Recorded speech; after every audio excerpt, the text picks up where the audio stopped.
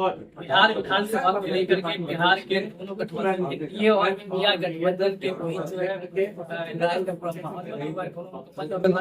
चुके हैं। कहीं ना कहीं दोनों गठबंधन में सीट शेयरिंग के ऊपर भी बात चल रही है, लेकिन इसी बीच में कई सारी पार्टियां बिहार में एक्टिव हो गई है जो दोनों गठबंधन में किसी का हिस्सा नहीं है, और वो पार्टियां कहीं ना कहीं दोनों गठबंधन में से अलग अलग गठबंधनों के लिए चिंता पैदा कर रही है, परेशानियां पैदा कर रही है। जब शुरुआत पहले से ही मैदान में थी, प्रशांत किशोर साहब पहले से मैदान में थे, तो लग रहा था कि शायद दोनों गठबंधनों को नुकसान पहुंचाएंगे, दोनों का खेल बिगाड़ेंगे, और ये अंदाजा लगाया जा रहा है, विश्लेषण चल रहा था कि किसका नुकसान ज्यादा करेंगे, किसके लिए रास्ता अखबार करेंगे।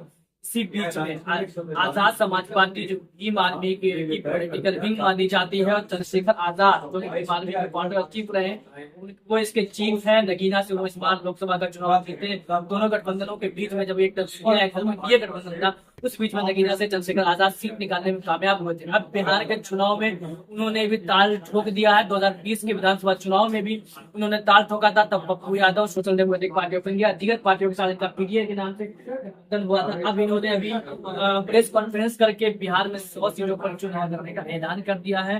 साथ ही साथ उन्होंने 110 सीटों का एक लिस्ट जो है जारी किया है, जो मीडिया के हवाले से किया है, तो बताया है कि इसमें 64 सीट ऐसे हैं जो महागठबंधन हार रही है। अगर उन्होंने दलितों का वोट नहीं दिया, ट्राइबल्स का वोट नहीं दिया, तो उनको हार का सामना करना पड़ेगा। उन्होंने कहा कि अगर दलित ट्राइबल्स का वोट चाहिए, 64 सीट अगर 64 सीट वो जीत रहे हैं, बाकी सीटें वो हार रहे हैं, अगर उनको सीटें जीतनी है तो उसके लिए उनको आजाद समाज पार्टी को अपने साथ लेना होगा, क्योंकि आजाद समाज पार्टी बिहार में आदिवासी और वंचित समुदाय के बीच जो है उनके काम कर रही है, उनके मुद्दों को उठा रही है, और उनके बीच उन्होंने कार्यकर्ता बनाया। उन्होंने बताया कि किस तरीके से बाइपोल में एक सीट पे लड़े, वहाँ चंद्रशेखर भी नहीं जा सके, उनके भी नहीं जा सके, लेकिन फिर भी वहाँ के लोगों ने उनको 5000 वोट दिया और तीसरे नंबर पर वो रहे। इस तरीके से पूरे बिहार में उन्होंने अपनी पैठ दिखाई और ये कहा कि अगर उनको लाइन्स में नहीं लिया जाता है तो ये सीटें जो 10 सीटों में 64 सीटें, उसके अलावा सीटें जो है महागठबंधन हार रही, उसने जीतने का एक ही रास्ता है आजाद समाज पार्टी गठबंधन। यानी कि उन्होंने खुली चेतावनी दिया है कि अगर इनको साथ नहीं किया जाता तो महागठबंधन के लिए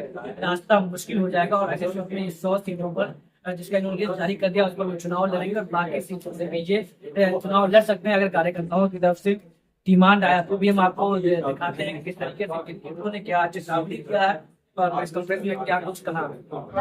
क्या आज के तेजस्वी यादव मनाने की कोशिश, मनाने की नहीं, उनको होशियार करने की कोशिश है, उनको बताने की कोशिश है कि जिस तरह से आपका कार्य चल रहा है उस हिसाब से गाजे बाजे के साथ आप भाजपा की सरकार बनाने में मदद कर रहे हैं। चैलेंज है उनके लिए। अगर उन्होंने समीकरण पे, मैथमेटिक्स पे, आंकड़ों पे काम किया होता तो ये दौर नहीं देखना पड़ता।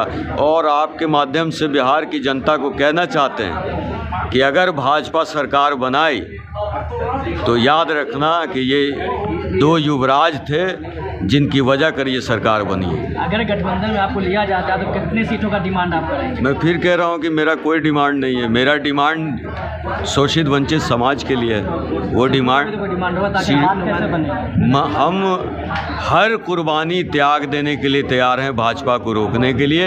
हमारी जो मांगे हैं उस पर बात करें, सीटों से हमें कोई लेना देना। हम सामाजिक परिवर्तन के लोग हैं, हम सत्ता लोभी नहीं हैं। मनोज झा ने कहा कि जो लोग भाजपा को लाना चाहते हैं, एनडीए को लाना चाहते हैं, उनको चाहिए कि बिहार में हमारा समर्थन करें, लड़ाई हम लड़ पा। तो मनोज झा ये जवाब तो दें कि दलितों पे अत्याचार शोषण में जो आप एसी कमरे में बैठे रहे, तो दलितों का वोट कोई किस चेहरे पे लेने जा रहे हैं, वो चेहरा तो दिखा दें। या तेजस्वी यादव जी के नाम पे ही दलित दे देगा कि चलिए अत्याचार शोषण हुआ, राजद के लोग भी रहे इसमें, लेकिन तेजस्वी जी वाह कर देगा, नहीं करेगा।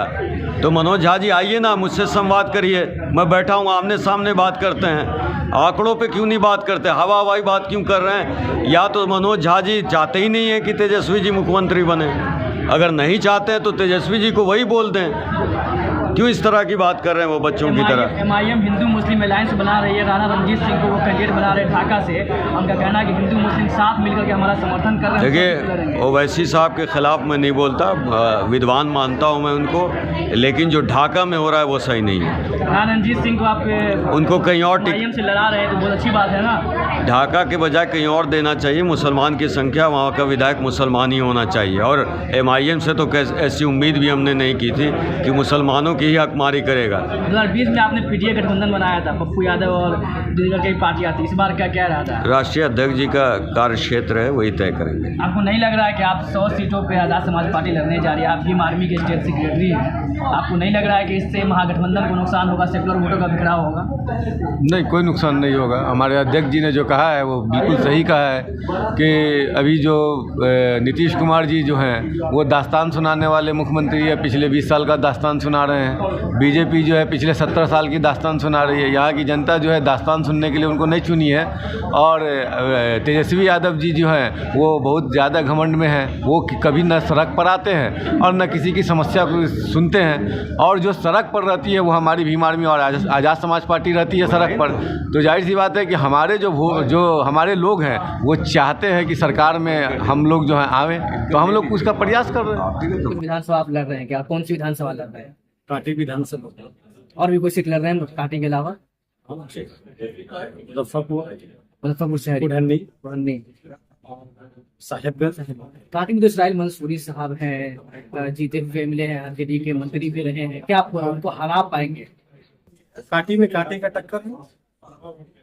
एनडीए को टक्कर तो वही दे रहे हैं ना। अभी आप सुन लीजिए कि हमारी सीधी लड़ाई अगर है भाजपा वालों से, वहाँ से प्रत्याशी कौन है? क्या अजीत कुमार, नहीं, आपके प्रत्याशी कौन है? आजाद समाज पार्टी से मैं इफ्तिखार। अच्छा, आपको चुनाव लगा, तो आपको नहीं लग रहा कि बिहार से आप उनकी वजह से ये दलित वोट है वो बिखर सकता है? एक तरफ चिराग है, एक तरफ बहुजन समाज पार्टी, एक तरफ आप हैं, नीतीश कुमार भी दलित वोट रखते हैं, अपना महागठबंधन भी दलित वोट पे, चूंकि कांग्रेस दलित राजनीति कर रही है। आप देख लीजिए ना कि दलित के लिए, शोषित वंचित समाज के लिए अगर सबसे ज्यादा आवाज उठाने वाला, उसके दुख सुख में अगर खड़ा रहने वाला कोई है वो आजाद समाज पार्टी भी। दलित समाज आपके साथ है? बिल्कुल। क्या पिछले चुनाव में तो आपको पूरा बहुजन हमारे साथ है। पिछले चुनाव में तो आपको उस तरह वोट नहीं मिल पाया? पिछली बार लड़े थे हारने के लिए, इस बार सत्ता की चाबी लेने के लिए लड़ेंगे और सत्ता की चाबी हम लेके रहेंगे। किंग मेकर बनने का दावा आप कर रहे हैं? जी बिल्कुल।